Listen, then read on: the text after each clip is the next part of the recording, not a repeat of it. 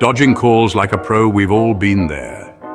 It's a universal experience, one that transcends age, culture, and background. Picture this, your phone's ringing. The sound is almost deafening, echoing through the room. You see their name flash across the screen. It's someone you know, someone you might even care about.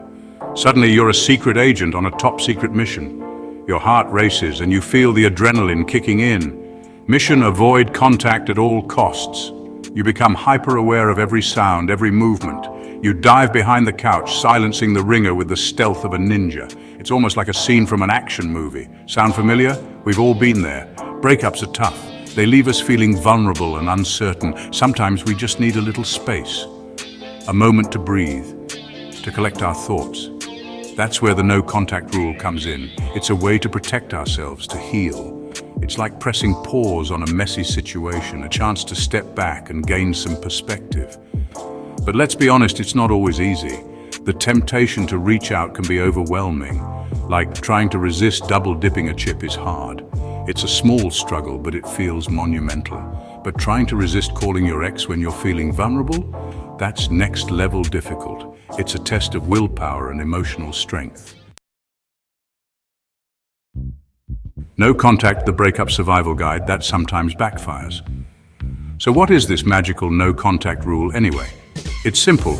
You agree, with yourself mostly, to cut off all communication with your ex. No calls, no texts, no carrier pigeon deliveries. Think of it as a detox for your heart. The goal?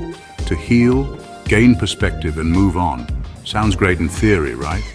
But like a perfectly organized pantry after a grocery haul, it doesn't always last. Emotional landmines, why we break the no contact rule. It's a topic that hits close to home for many of us. We set these boundaries with the best intentions, hoping to heal and move on. Here's the thing about emotions. They're messy. They don't follow a neat linear path. Instead, they twist and turn, often catching us off guard. They don't play by the rules, especially not the no contact rule. We think we can control them, but they have a mind of their own. One minute you're feeling strong and independent, the next you're reaching for your phone faster than you can say emotional trigger. It's like an invisible force pulling you back.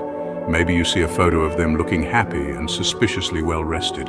That image can stir up a whirlwind of emotions, making you question your decision. Maybe you have a random memory triggered by a song or a smell. These sensory experiences can transport you back to moments you shared together.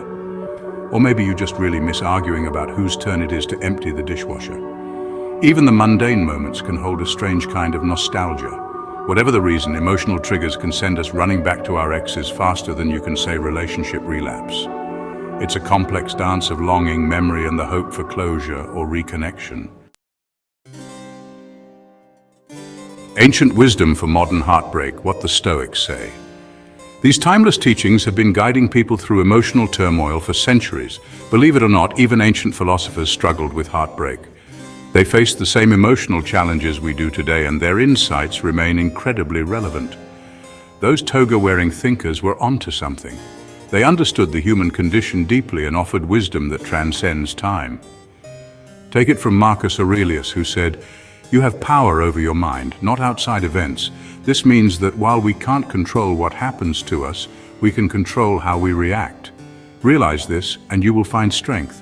By focusing on our inner resilience, we can navigate life's challenges with grace and fortitude." Seneca, another wise dude, chimed in with, "We are more often frightened than hurt." His words remind us that our fears are often exaggerated, and we suffer more from imagination than from reality. Our minds can create scenarios far worse than what actually happens. Basically, our minds are drama queens. We need to recognize when our thoughts are spiraling out of control and bring ourselves back to reality.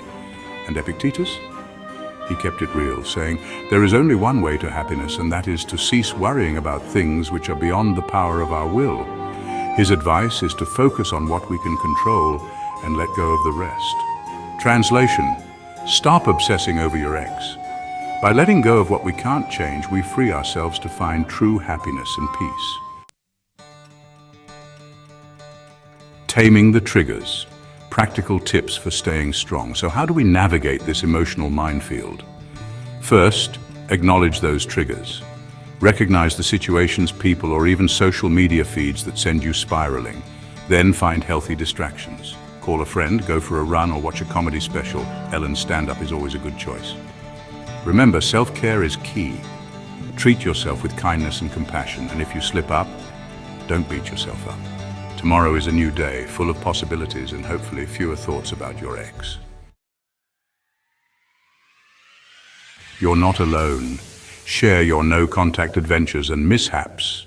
We've all been there, folks. The struggle is real, but so is the possibility of moving on and finding happiness. Share your no-contact stories in the comments below.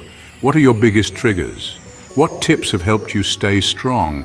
And if you're currently hiding behind the couch, dodging a call from your ex, know that we're right there with you, virtually of course. Don't forget to like and subscribe for more relationship advice, hilarious anecdotes, and maybe even a few more Stoic philosophy lessons.